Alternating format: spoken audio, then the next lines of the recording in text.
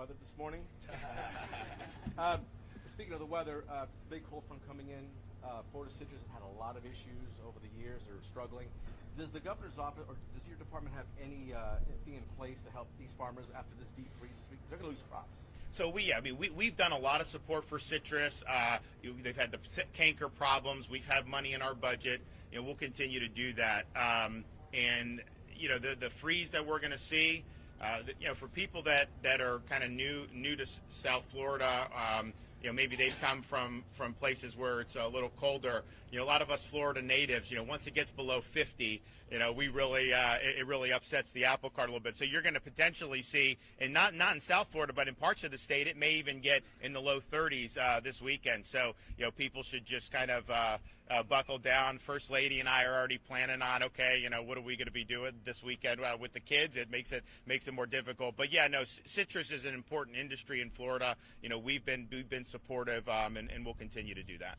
Yes, sir. Governor, do you have any comment on the nominee from Florida for the Supreme Court bill? The possible nominee? Which nominee? Sorry. Supreme Court. For the U.S. Supreme Court? I don't think anyone from Florida is being considered that I saw. I saw someone from California, Washington, D.C. So if you clarify that, then I may be able to respond. I mean, I think, look, at the end of the day, when you're dealing with picks to the Supreme Court, you want people that are going to be faithful to the law and the Constitution and to understand how our constitutional system was designed to have separate powers, where you have legislative, executive, judicial. The job of the judicial branch is to apply the law and Constitution. It's not to rewrite the law and Constitution. And I think that judges that understand that, you have to have a certain amount of humility to understand the proper role. Doesn't mean you can't be active in deciding cases properly before you.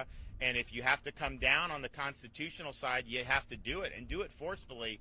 But you're not a philosopher king, and you're not hovering over the entire political system and basically being a super legislature. And I think the more that we're in tune with the judiciary as Hamilton and Madison envision, and probably most powerful as President Lincoln envisioned, I think the more we're going to have support for a strong constitutional system.